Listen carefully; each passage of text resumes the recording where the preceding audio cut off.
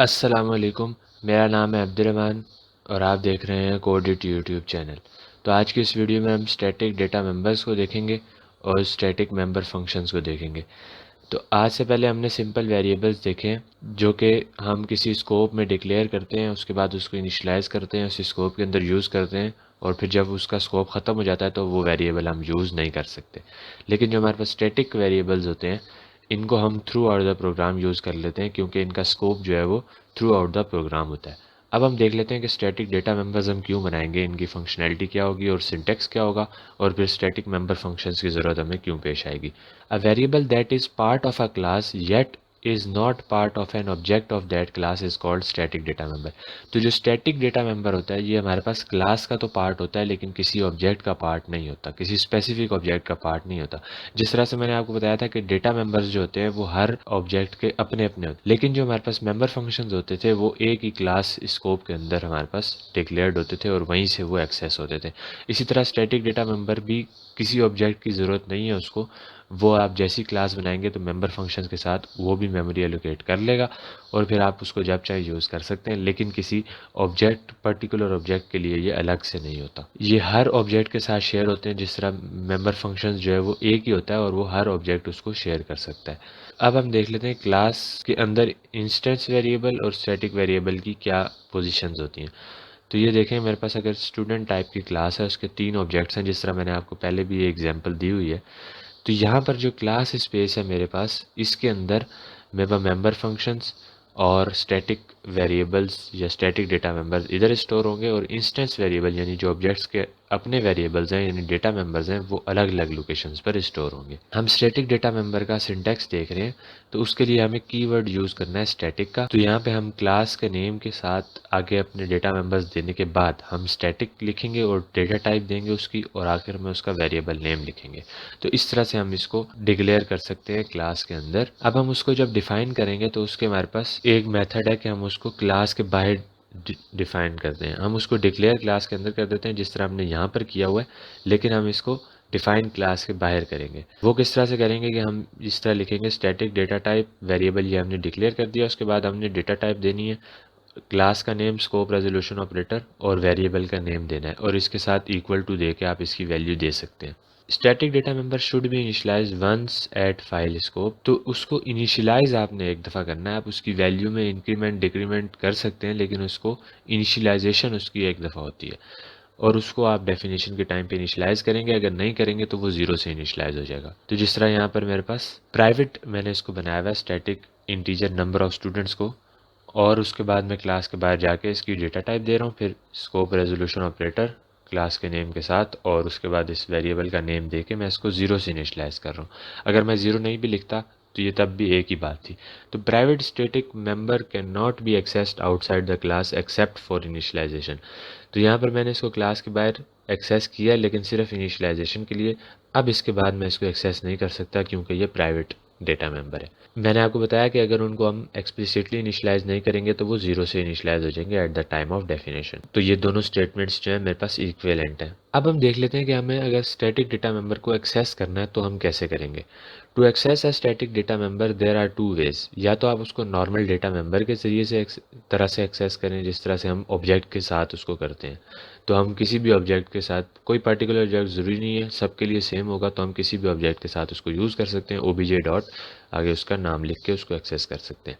या फिर हम क्लास के नेम के साथ, अगर हमारे पास कोई इंस्टेंस या ऑब्जेक्ट क्रिएटेड नहीं है तो हम क्लास के नेम के साथ उसको एक्सेस कर सकते हैं स्कोप रेजोल्यूशन ऑपरेटर देने के बाद।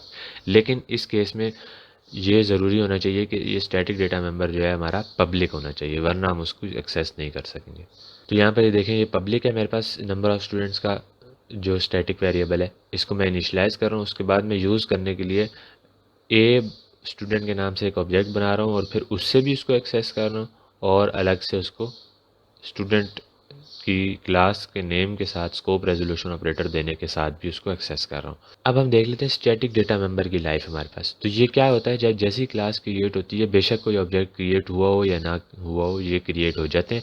और अगर सारे ऑब्जेक्ट्स डिस्ट्रॉय भी हो जाएं ये तब भी रहते हैं हमारे पास क्लास के स्कोप के अंदर। तो ये देख सकते हैं आप, यहाँ पर मेरे पास कोई ऑब्जेक्ट क्रिएटेड नहीं है लेकिन फिर भी स्टैटिक डेटा मेंबर जो है वो मेरे पास मौजूद है और उसको मैं एक्सेस कर रहा हूँ मेन फंक्शन के अंदर। और कोई एरर नहीं आएगा यहाँ पर। और यहाँ पर मेरे पास मेन फंक्शन के अंदर मैंने एक ऑब्जेक्ट बनाया है और उसके बाद उसको डिस्ट्रॉय भी कर दिया, क्योंकि ये जो ब्रैकेट्स हैं ये इसका स्कोप ख़त्म कर रहे हैं, लेकिन फिर भी मैं उसको यूज़ कर रहा हूँ और ये एक्सेस हो रहा है स्टैटिक डेटा मेंबर, बेशक ऑब्जेक्ट्स जो हैं वो डिस्ट्रॉय हो चुके हैं। अब हम देख लेते हैं इनके यूजेस क्या हैं। They can be use to store information that is required by all objects like global variables. तो जिस तरह हमारे पास हर ऑब्जेक्ट के लिए अगर कोई इन्फॉर्मेशन चाहिए हो, जिस तरह नंबर ऑफ स्टूडेंट्स का वेरिएबल है वो हर ऑब्जेक्ट के लिए चाहिए हो सकता है, तो ये उस लिए हम क्रिएट कर सकते हैं जैसे ग्लोबल वेरिएबल्स हमारे पास होते हैं। तो हमने लाइब्रेरी मैनेजमेंट सिस्टम का जो अपने पास प्रोग्राम देखा था उसके अंदर हम एक ग्लोबल वेरिएबल ले रहे थे जिसको हम n कह रहे थे और उसमें हर दफ़ा हम इंक्रीमेंट करते थे, तो उसकी जगह हम स्टैटिक वेरिएबल भी डेटा मेंबर भी ले सकते थे। अब मैं आपको इसकी एक एग्जांपल शो करता हूँ कि हमने अगर ये चेक करना हो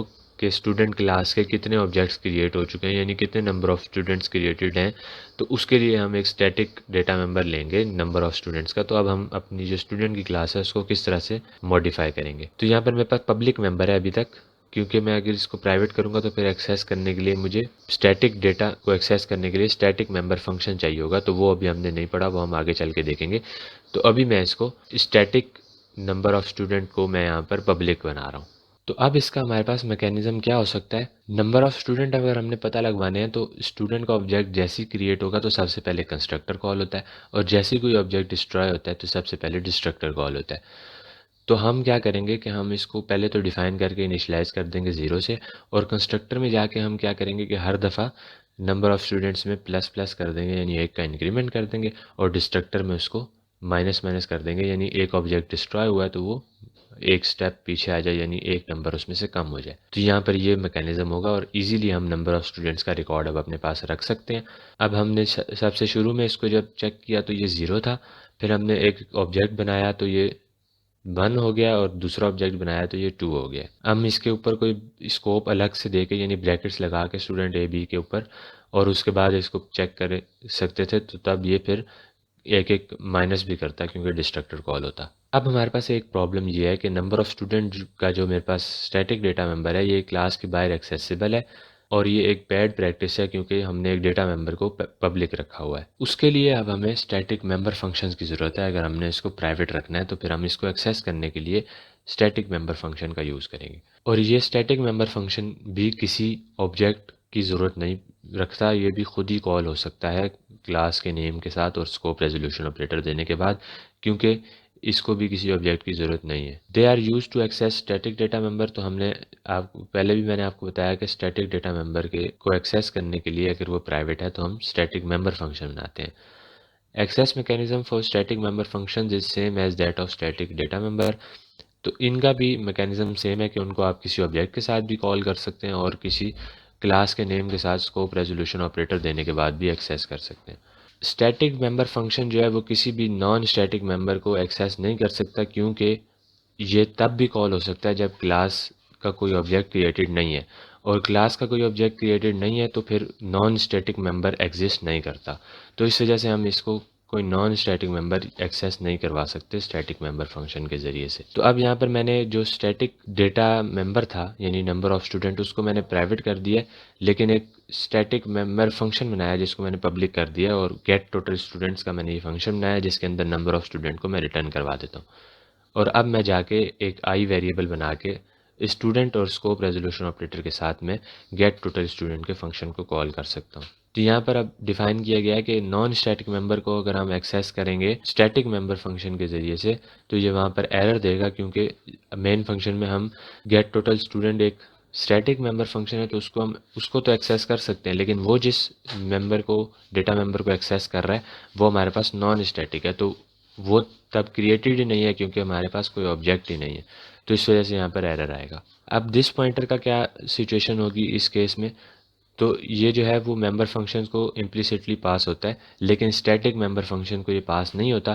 क्यों? क्योंकि ये स्टैटिक मेंबर फंक्शन जब हम कॉल करते हैं तो तब ज़रूरी नहीं है कि कोई ऑब्जेक्ट हमारे पास क्रिएट हो, इस वजह से हम इसको पास नहीं करते और ये इम्प्लिसिटली भी पास नहीं होता। Global variable versus static member का एक हमारे पास अल्टरनेटिव है ग्लोबल वेरिएबल, लेकिन ग्लोबल वेरिएबल का एक नुकसान ये है कि वो प्रोग्राम में हर जगह कॉल हो सकता है और उसको यूज़ कर सकते हैं, और इन्फॉर्मेशन हाइडिंग का जो हमने कॉन्सेप्ट पढ़ा था ये उसके अगेंस्ट है। तो आज की वीडियो में इतना ही, मिलते हैं आपसे किसी नेक्स्ट वीडियो में, तब तक के लिए अल्लाह हाफ़िज़।